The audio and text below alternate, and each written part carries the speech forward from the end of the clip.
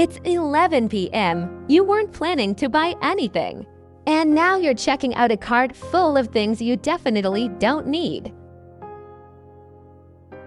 Or you just transferred money to someone who asked.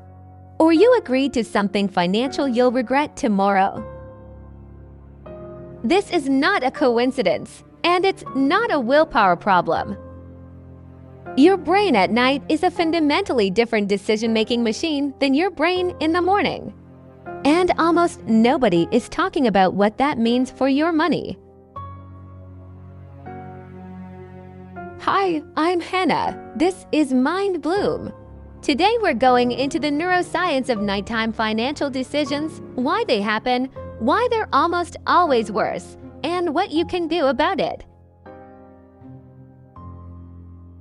Let's start with what happens to your brain across the course of a day. The prefrontal cortex, the part responsible for impulse control, long-term thinking, and rational decision-making, operates on a limited daily resource. Every decision you make depletes that resource slightly. What to eat, what to say in the email, whether to take the meeting, how to respond to the message. By the time evening arrives, that resource is significantly depleted.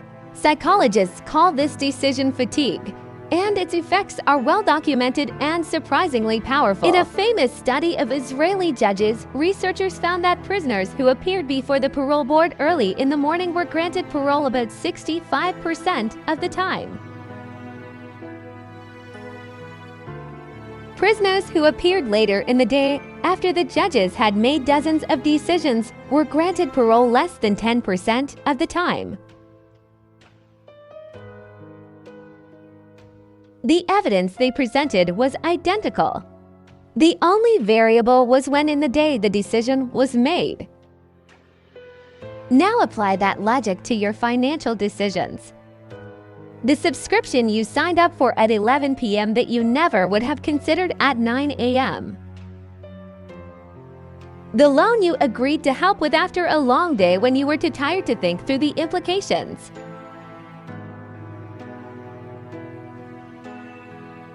The impulse purchase that seemed completely reasonable until you woke up the next morning. This is decision fatigue operating on your wallet. But it's not just exhaustion, there's a second mechanism at work, and it operates at the neurochemical level. Your brain runs on a circadian rhythm, a roughly 24-hour biological clock that regulates almost every aspect of your physical and cognitive function. Cortisol, the hormone associated with alertness and stress regulation, naturally peaks in the morning and declines through the day. By nighttime, cortisol is at its lowest, which sounds like it should mean you're calmer and more rational. But here's the counterintuitive part. That cortisol drop, combined with rising melatonin and lower prefrontal activity, actually reduces your resistance to impulsive behavior.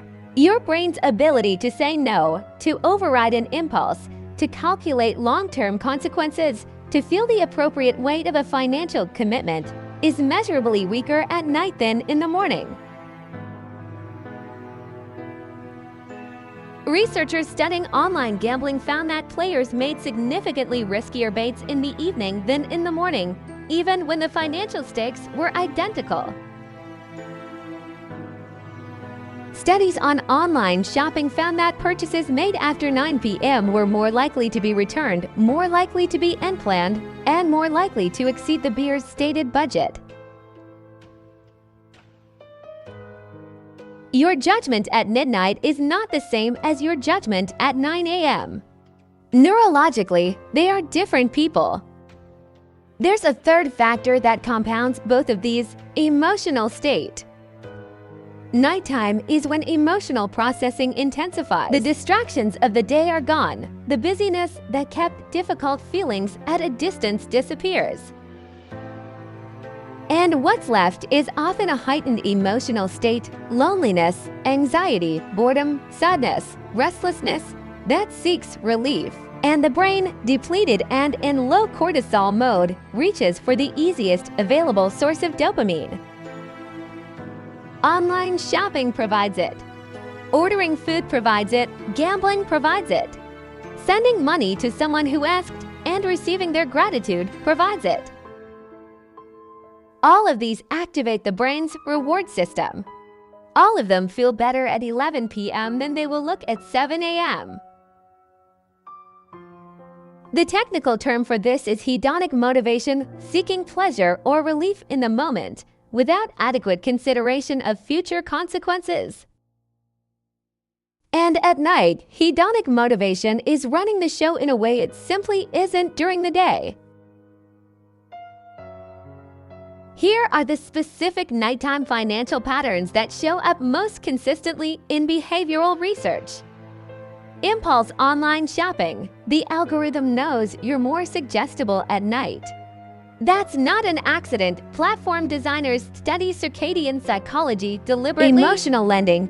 Agreeing to lend or give money to someone who reaches out at night when your resistance is low, your empathy is heightened, and your ability to think through the practical implications is impaired. Subscription traps. Signing up for trials, memberships, or services in the evening that you would evaluate more critically in the morning. Investment FOMO, making hasty investment decisions, buying crypto, entering trades based on nighttime price movements and anxiety about missing out. Revenge spending, using purchases as an emotional response to a difficult day, telling yourself you deserve it, that you've earned it, that just this once is fine. And perhaps most subtly, financial avoidance. Using nighttime shopping or spending as a way to avoid confronting the financial decisions that actually matter, the budgeting, the planning, the hard conversations, by staying busy with transactions that feel productive but aren't. So what actually helps? The most effective intervention is the simplest one, and almost nobody does it. Make a rule: no financial decisions after 9 p.m. Not a guideline, a rule. Automatic, non-negotiable. If something comes up at 11 p.m., a request for money, a sale that expires tonight, an investment opportunity, your answer is the same: I'll look at this tomorrow. Almost nothing that seems urgent at midnight is still urgent at 9 a.m. And if it is, it will still be available to decide then, with a brain that is actually capable of deciding well. The second intervention: build a nighttime financial environment that defaults to no. Remove saved payment information from apps. Put shopping apps on the second screen of your phone. Enable spending notifications so purchases require an extra confirmation step. These friction points feel minor, but research on behavior design consistently shows that small increases in friction dramatically reduce impulsive behavior, because impulsive behavior requires low resistance, not high motivation. The third, develop a nighttime emotional alternative. If the spending is emotional, if it's responding to loneliness or boredom or the need for a small reward, the most effective intervention is not willpower. It's providing the emotional need through a different pathway.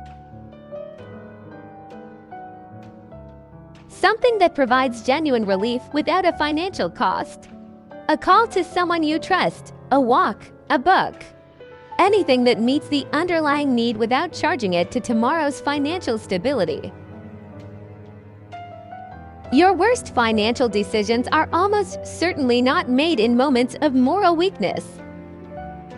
They're made in moments of neurological disadvantage, when your decision-making hardware is depleted, your impulse control is chemically reduced, and your emotional state is amplified. That's not a character flaw. That's a brain doing what brains do at night. The shift is simply this: stop making financial decisions in the conditions where your brain is worst at making them.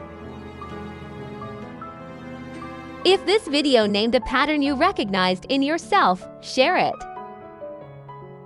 Someone you know is making their worst financial decisions right now at 11 p.m., half asleep with a credit card in their hand.